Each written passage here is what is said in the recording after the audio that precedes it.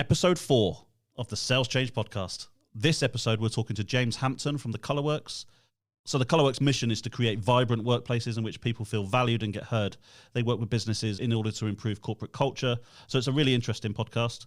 We have a chat about what factors affect a psychometric profile, which is something that the Collarworks do. Is it environment, or is it fundamentally the same, but with the environment being a contributory factor to performance? We discuss self-worth and how this affects performance. One interesting part of the podcast is we talk about the 3 actions that a new leader could do to change a company's culture right now. Are all psychometric profiles wishy-washy nonsense, or are they accurate as the Collarworks would want you to believe? How do the Collarworks recruit? And do they have candidates who try and manipulate the process? James also goes into the SalesChange 5 questions. This is a really interesting podcast. There's lots of additional material on the website. Remember, visit www.saleschange.co.uk. Rate us 5 stars, leave us a review. Enjoy the episode.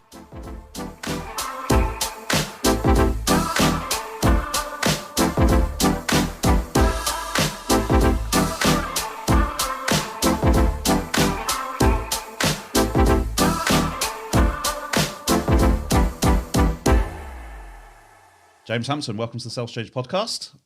Tell me about the Collarworks. So the Collarworks is an internationally renowned learning and development organisation, and we deliver solutions across the private, public and not-for-profit sectors. We specialise in human behaviour, believing that performance in individuals, teams and leaders is rooted in how we behave. So if we can understand a little bit more about how we come across to other people, what holds us back, our strengths, our weaknesses, then we can improve performance in those mentioned arenas. So are the Collarworks unique? Are they the only company that does it, or are there other companies that do exactly the same as yours? Because this is, for me, what you do is unique. I don't know anybody else who does it. Yeah, there's not many people out there. I mean, there are a lot of companies out there who use psychometrics or personality profiles to improve performance. We're unique in the sense that we are purists in the insights discovery model itself, which is a world-renowned diagnostic and validated by the British Psychological Society. So it's well known, it's got a lot of credibility, and we use that at the core of everything we do. It kind of is a springboard to the future development that we work with clients for. So when you work with clients, do you go into a company, psychometric test everybody, and then see how that team would fit together? Because obviously I know how psychometrics work, and we'll get onto that later in the podcast, but do you go in and say, right, this leader is more red, this leader is more yellow, and then try and shift the team so that it works cohesively? Yeah, the opposite way around, actually. We go in and work with intact teams, or when teams are being built, let's say, on the belief that it's not about what colour energy you have, what behavioural type you are. We're not measuring skill or competency here. We're looking at behaviour. And all we're doing is we're exploring how people might execute a task or approach a job or behave in that particular way. Mm-hmm. It doesn't mean that I am one type of behaviour, I can't do something else. So it's about raising self-awareness and helping people be the best they can be so the team can play to the collective strengths.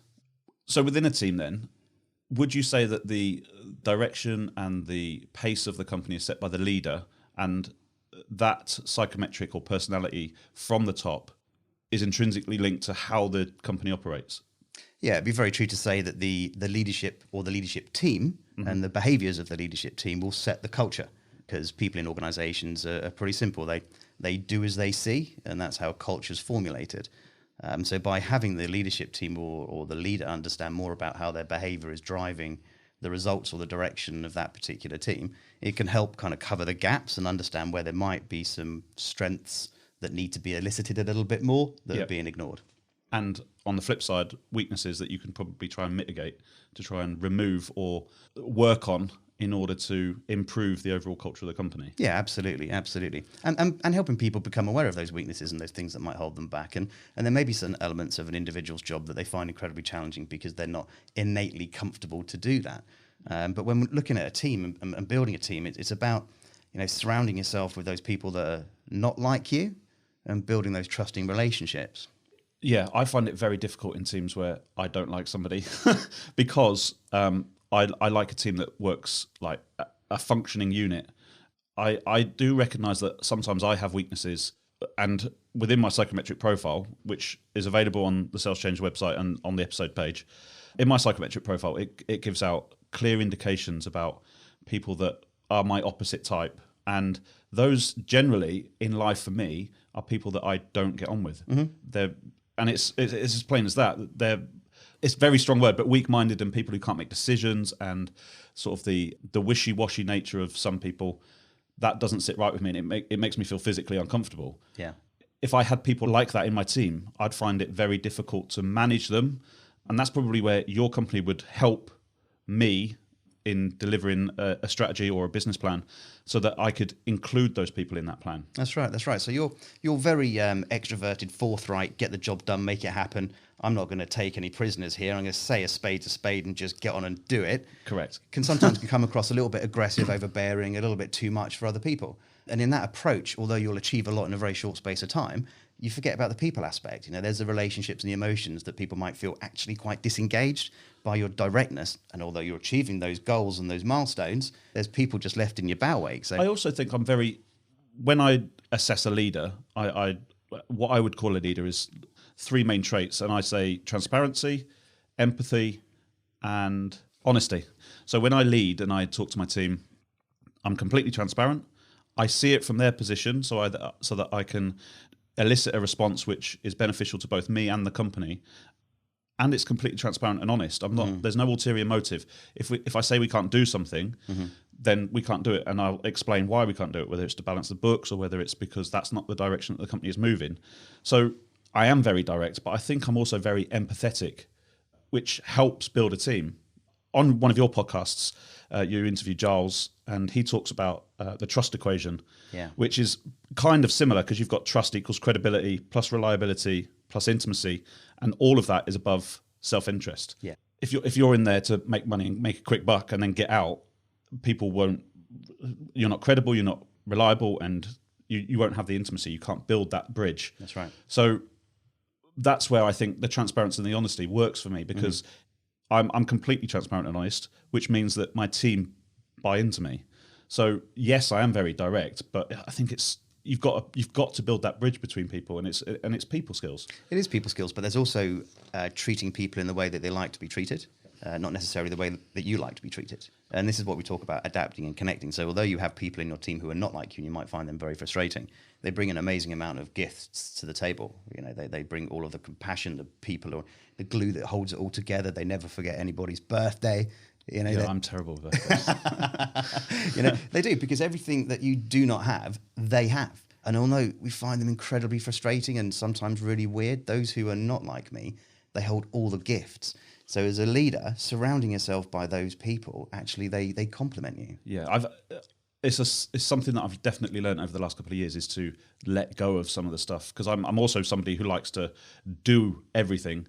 And for example, this week we've created some exhibition banners, and I'm very into the marketing side. I like to post on social media, all about the company. But I have to let it go because I haven't got the time. Yeah. So I have to trust the people to do that. And that's something that's really big for me, and it's really important for me. At the Collarworks, do you use the same tools that you do in other companies on the Collarworks themselves? Yeah, we do. We, as much as we can, we try and practice what we preach. I run all the internal team development. So every month we have an hour-and-a-half masterclass, and each of those masterclasses are in one of the solutions that we offer our clients. So we sit and we share our profiles, we talk about strengths and weaknesses, we talk about levels of trust. We've got a couple of extra diagnostics as well called a team performance indicator, which is a 48-question survey that looks at the team in its entirety and where the strengths and weaknesses. Everyone answers it anonymously, so you get a real true sense of what people are thinking. So we run that on ourselves every 6 months as well, just to temperature check where we are and to see whether the team direction is working. We also have a Leadership 360 tool, and I do that on myself every 12 months, just so I can keep an eye on how I'm perceived, how my people perceive me, what they see in me. What's the Leadership 360? Is that your people answering questions about you? Yeah, absolutely. Yeah. So I take a group of people, I ask clients, a wider team or internal team, and give them a link to a survey. It's a 24-question survey that then takes that information and puts it into a couple of measurements of how I see myself, how they see me, how different groups see me, which is a real insightful moment. It can be a bit sensitive on occasions because people are commenting upon your behaviour, and that's quite a hard thing to swallow occasionally. Yeah. But when we're out there in organisations and we're talking to leaders about expanding self-awareness, and getting feedback, I believe we have to have that real life experience before we can go out and say, yeah, you need to do this to increase your own performance.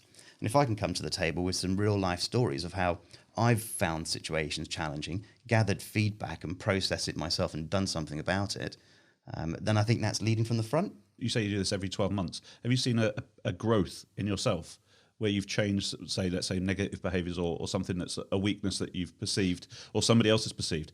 Do you then see that reflected back in 12 months later where you've completely changed that? Yeah, and it's an interesting point to make because these diagnostics aren't necessarily about tracking development. We're not assessing it because you change on a physical level, on an emotional level. Your environment changes, your values change, and they evolve. So different things become important at different times. A business grows, so moving from a small business into a larger business and managing people, you have to adapt to that. So kind of your behavior ebbs and flows. But the really important thing about any of those diagnostics are the conversation that follows. So although people have scored you and given you this measurement, it's sitting down with those individuals and saying, look, okay, so you see this particular side of me. Can we explore this so I get the evidence to underpin it so that next time I'm faced with it, I can consciously be aware of what I might need to do to adapt my style. I'm not saying that I've done it 100% by any means. But that would lead generally to better relationships, I'm sure. Hugely, yeah. I mean, it really does expand your key stakeholder group. Those people who answer on the survey. When you can step out of maybe your team and go and talk to a client, for instance, and say, look, am I managing you appropriately? I give all the inspiration and I give all the recommendations, but do you need more follow through from me? Do you need me to be more critical towards you? It's a really valuable conversation to have that deepens a relationship. So you've got that leadership 360, and that's the feedback for you. My psychometric or discovery profile was done in 2015. Would that have an impact on the discovery profile? Would that change my core being over a period of time? So would the discovery profile in 2015 be as accurate as it is today? Would that be the same? In the sense, have you changed? Yes. The behaviors and the type of person I am within my discovery profile, I feel are still accurate today. Yeah. But would, let's say, if I had a poor boss or a really good boss or the work environment was different, would that change the core of the discovery profile, or is it just standard throughout? So once I've had one, I don't need another one for the rest of my life. Well, the lifespan of a discovery profile they recommend is up a couple of years, subject to any major life change, any major work change, because those things influence our behaviours. I've been completing profiles now for 12 years, yearly, so I've done a few of these. But every time I complete a profile, I track what's going on in my life and how that's actually influencing not just the narrative in the profile, but the charts and graphs where the profile actually takes a measurement of where I'm expressing my energy in the different types of behavior. So we see a lot of change that takes place in those measurements in the data. And yes, you can move around in your type mobility where you pull on different types of behavior. But the likelihood of you up in sticks and setting up camp on the opposite side is pretty low. If you do, and occasionally we see that, it can be a transitional period in an individual's life, whether there's something going on like a marriage, a divorce, a death, something quite impactful. But typically it's temporary. It's a transitional process. So would having a bad boss impact your discovery process? Yeah, it will impact how you see yourself and how you score those words. Oh, yeah, because it's an introspective process. You're looking at yourself rather than other people judging you. There's obviously going to be an outward personality change because you're going to feel down, you're going to feel sort of neglected, or any of those like bad personality traits.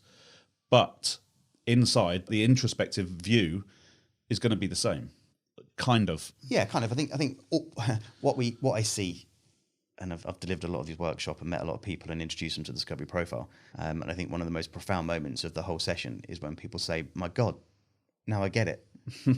Now I get it." And they read their profiles and they say, "Have you been following me?" And it's just exceptional.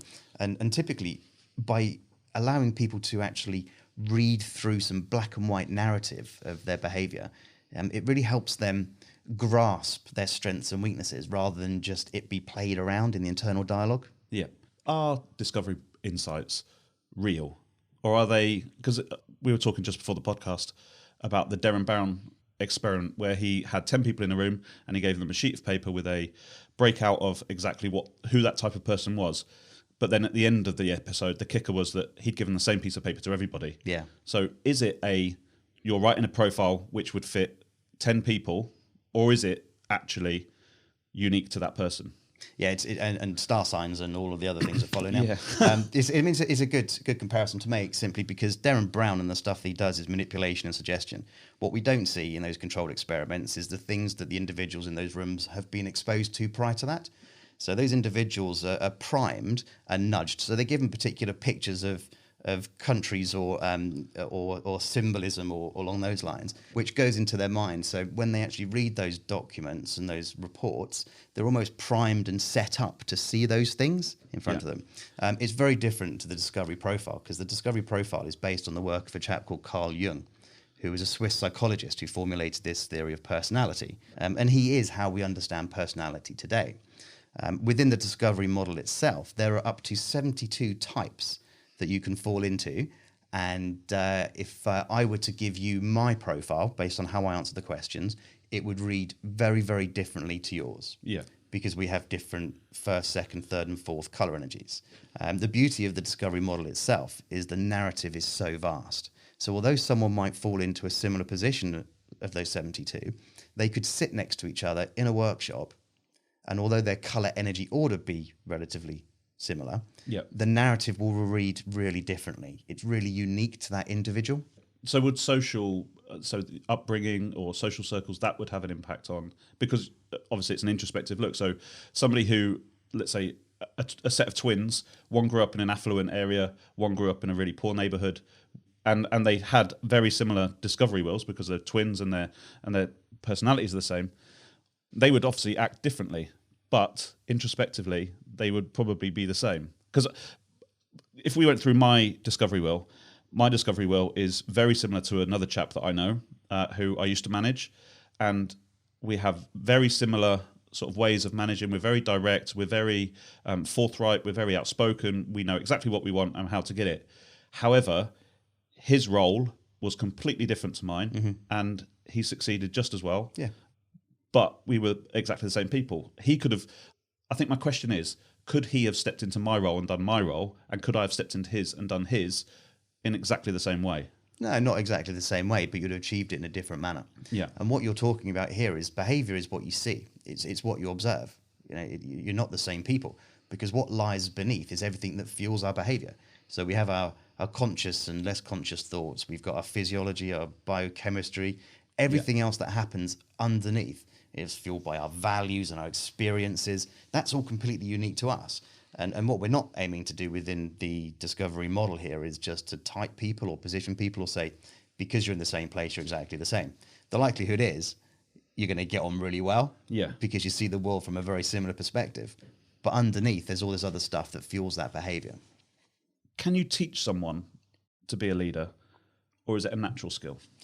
So, well, research tells us that although some people are more naturally capable at becoming a leader, it's a completely learnable skill. What it requires is the motivation and attitude to do so.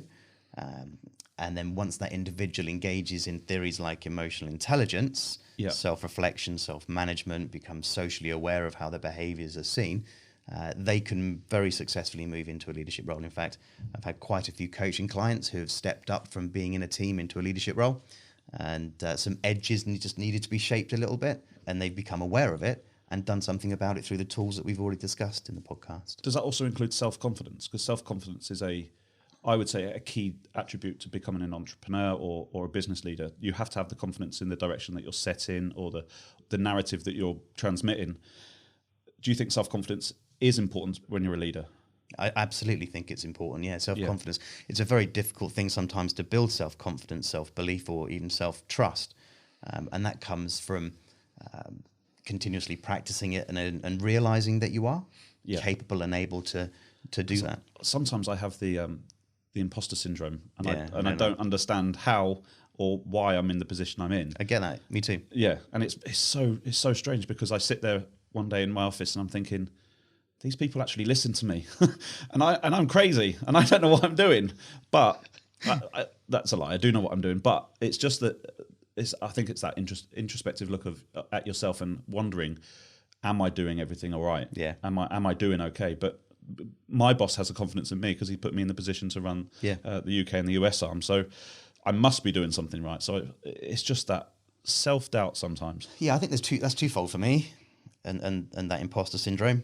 I think it's a challenging thing to have because it causes self-doubt, but it also creates a hunger to be better at what you do.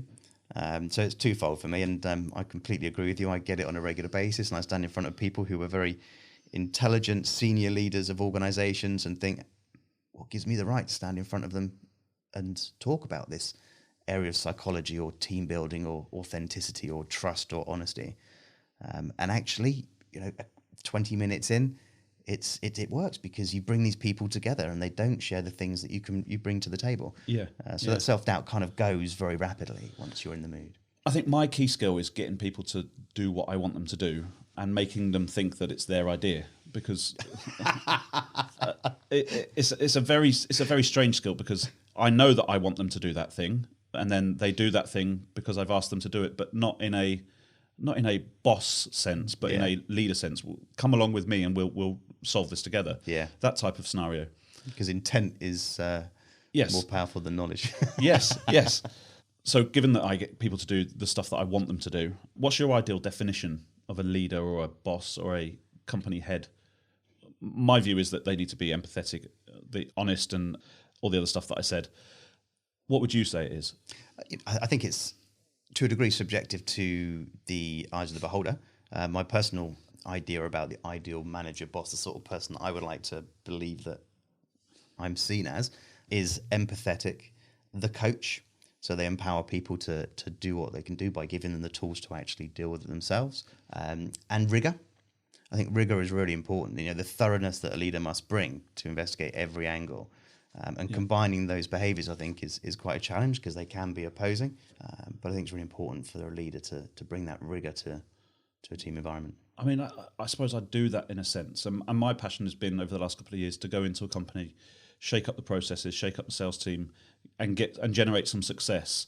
If you had to go into a company and say, right, we're going to change 3 things here, you're only allowed to change 3 things. And I'm talking that this company is probably sort of meandering through using practices that were in the 1980s, still using fax machines or that like proper aged old manufacturing type companies, or in an old car garage scenario type. You can imagine the company I'm talking about. What 3 things would you do in order to change the culture of the company? What would you do to change the sales team's belief in themselves? It's a very good question. It is. That's a big question. A big question. I think the first thing that I would approach is the levels of self-awareness. I think, what we do when we work with organizations is we go in at what I believe is the root cause of any issue in an organization, and that's the people that are in it. And if we can raise their levels of self-awareness, we can raise their levels of self-confidence. And if we can raise their levels of self-confidence, we can get them to engage in what could be quite difficult conversations that haven't been addressed before, which will increase the levels of trust in that particular organization and get people on the same page and all rowing in the same direction. Yeah. So just openness with everybody. So not just from the top, but from the bottom, the people that work in the garage itself, let's say, if we're using that scenario, but everybody has a voice and everybody needs to feed into the common narrative of the company. That's right. Absolutely. And I think if we're able to create an environment where people have that sense of openness and they trust their colleagues and they have that sense of belonging, I think we might start to go some way to addressing some of the mental health issues that we're seeing in organizations and out there at the moment. Because if I can share my troubles and woes with my colleagues, that's going to go a very long way to me battling some of the demons that I'm playing with in my own mind. Yeah. Do you support your employees' well-beings at the Collarworks? Yeah. So we have we've all been off and done the mindfulness-based stress reduction course with Dorset Mindfulness Centre, Robert Gebke, which was absolutely brilliant, and I'd highly recommend going on it, whether you feel stressed out or whether you don't. It really brings some clarity around how our thoughts interact with our physiology, and how just taking some time out to be in the moment, focus on our breathing, can rebalance us and assist us in managing some of those typically destructive thoughts that Yeah. can take place, and allow us to be in a much better physical position to have some difficult conversations, engage with our family, talk to our partners and loved ones, manage our children. Yeah. All these things that might actually really frustrate us. Yeah. Not that my family or wife frustrates me. Just in case she's listening. Typically they see the best side of us, right? Yeah, always. So that was a slight tangent from my original question, which was the 3 things that we would change. So the first thing was openness and transparency, like get everybody to get a voice. So what would the other 2 things be? So a direction. Yep. Direction, so clarity around vision. Where's a company going and how does that translate into individual tasks and roles and responsibilities? Yep. And the last one? The last one will be, well, this is teased by my own personal preferences, but compassion that might flow throughout team members and colleagues. So everyone actively taking responsibility over one another's care. That's really interesting, actually, because in my last company, they called it a day in the life. And the managing director would spend a day in the life with the engineers. That's great. The sales, myself, I sat with the inside sales team so that I get to understand how they process all the documents. But it also gives you a sense of empathy because you're understanding where they are in that position. And we're just about to launch exactly the same thing at my current company so that everybody understands what stresses and strains, because at my company, production don't understand when sales teams are busy, and the sales team don't understand when the production team is busy, and it's just a minefield because they sit in their own small bubble. And this is by doing such things, you're really addressing things like innovation and creativity. You're not just managing the interdepartmental relationships where people are pulling together and understanding, but actually me coming into your department and talking about what you do can really bring a different idea to the forefront. It can really stimulate new thoughts about what might be going on and better the process. Yes. So in my last company, when we carried out this role, this job switch and the day in the life, we found that when somebody sat in another person's role, we could see and understand the process, but also find little things that could be improved upon, little like where to save documents or how many documents to save, and all this things that, because you're in that bubble, you don't see on a day-to-day basis. Absolutely. Your vision becomes narrow. Yeah. So we've got transparency throughout the company, we've got direction, and we've got compassion. So at the Collarworks, Giles started, then you've joined, and you've gone through that process. I heard that on the last podcast that you did. How have you managed that growing process? Because obviously you've had to add people into your team. Do you use psychometrics when you recruit, or is there a particular recruitment sort of model that you use in order to bring people into the team? Yeah, sure. So we have quite a robust onboarding process when we go out looking for new team members, whether they be facilitators or the internal team. When we opened in 2003, we were solely using the discovery profiles, and we were delivering maybe 1 or 2 days, and we gathered quite a strong reputation for being an impactful company who can make an immediate difference. But as we've grown, we knew that we needed to change the business model slightly and cater for an organization's wider needs. So in about 2014, we went out and we surveyed a couple of hundred clients, and we went out and just said, right, give us your top 5 people-focused pain points. What's causing you a headache? And we took all that data and information in, and we created what's now known as 18 solutions that will solve or resolve any of these particular issues. So our business growth has gone from being just kind of a very transactional one-day organization into managing an organization's needs right the way through. So that was the massive jump in our business growth when we changed that model. Yeah. Because we were working with clients in a lot more greater depth, a lot greater length. So when we needed to acquire new team members, for us, it's about attitude rather than skill. If it's the right fit for the team with the right ethos and values, then the skill can be developed and built over time. That's exactly what I do. When we recruit at Safi, our recruitment process is 2 stages. The first stage is the team that person is going to work in will do the interview, and that could be the production manager, it could be just somebody who works in the warehouse. Yeah, they do that interview process because invariably they've got to spend their working day with that person. Then what we do is we have a pool of candidates, and we'll select 2 or 3 that fit sort of our model and our culture, and then I will then interview to make sure that A, they're not an idiot, and then secondly that the team have picked the right person. Yeah, because I think the direction and the culture should flow from the top. And if I set the culture but we poorly recruit and we put people into positions which they're not suited for, Yeah. then it's it'll just disrupt what I'm trying to implement. That's absolutely right. Absolutely right. So, when we meet a new candidate, they go through the formal interview process, and then they go through another 2 stages of meetings, which is involved in the actual job, seeing what's happening with the people they're working with. And then I'll also spend some time with them talking about what we do as a company in the sense of the profiles and what they really need and their appetite for developing, because that's ingrained in us as a company. And there are some people who are not yet ready to do that. And we don't want to force this upon people, but we do want to surround ourselves with people who are willing to put themselves out there to actually develop, and grow as a human being and as a professional. I wonder, because obviously you guys are big into people development and you understand behaviours, do you think there are people that come to your company and try to trick you, use reverse psychology and try and get the role that they want, but they're not actually the type of person, because just to see if the process works? Is that... yeah, they do, absolutely. And I've mentioned the data that comes from the profiles as well. We can very easily catch them out, right? Because within that online evaluator, you only need to answer a very much smaller amount of questions than the 25 that are there. The other remaining questions are just ensuring there's congruency within your answers. And what that then does, if people are answering it in a false manner, it gives a false reading on the data. Right. Okay.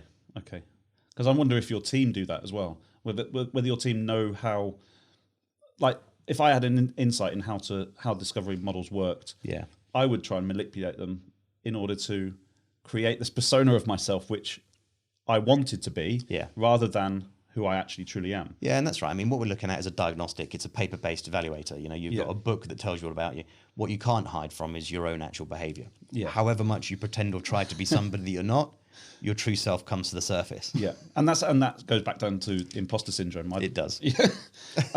So we're coming to the end of the podcast, and what we've done on all of our podcasts is asked the same 5 questions.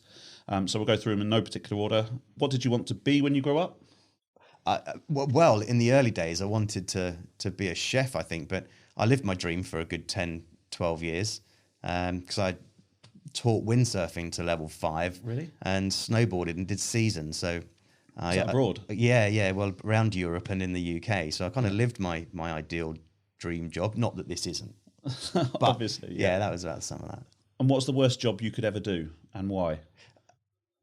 Probably the worst job I could ever do is something like a tax inspector, I think, simply because of the thoroughness and attention to detail that's required. Is that a weakness on your discovery insight? It is, yeah. You like the bigger things, but don't necessarily like the minute detail. That's right. You can come to me for inspiration and motivation, but once you want a project plan completed or my admin done, then... So is your discovery profile very similar to mine? Our profiles are very similar in the sense of the extroversion. Extrovert thinking is your dominant style, so it's direct, it's forceful, it's straight to the point, great strategic thinker, gets the job done.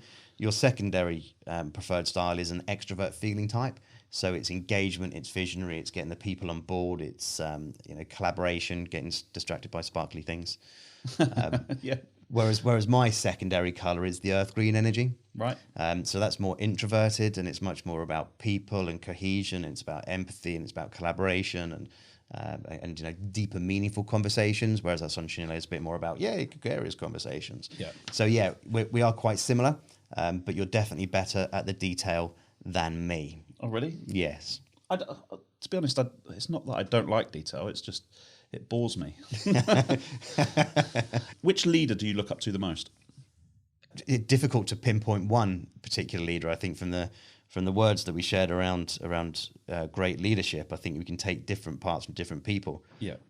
Mandela for his complete selflessness in giving himself over. Muhammad Ali for his positivity, his motivation, his drive, and being an activist. Einstein, just for bending reality so much and being such an incredible thinker about the world that we live in. And they're certainly the sort of things that I aspire to within my life. Instagram, Facebook, Twitter, or LinkedIn? You can find us on all at thecollarworks.com, at the Collarworks. And which one do you prefer? LinkedIn. Yeah, LinkedIn's our main platform where we pump out the most social content around the behaviours and our informative blogs on current people, issues and cultural related matters. And what was the last book you read? I struggle to read books through time and actually attention span, but I chew through a lot of audiobooks. And what was the last audiobook then? We'll allow this cheating. This skullduggery. Steve Peters' A Chimp Paradox was the last one that That's a very good book. got through. Absolutely brilliant book. And it really drives home our conscious, less conscious ways of thinking and how destructive our thoughts can be and how we can actually do something about managing them and that we are in control of them. Yeah. And we're not out of control of them. Trying to get that chimp to be quiet. Put the banana down. Yes. Thanks, James. Absolute pleasure. Pleasure. Thanks, Matt. Whoa. Don't go anywhere yet. Julio, tell people where they can get more information. If you like the podcast, go visit saleschange.co.uk. That's good, but you said .do. saleschange.co.uk. Why don't you head... No. It's bad. Go to saleschange.co.uk and... saleschange.co.uk and subscribe to our incredible newsletter. Thanks for listening.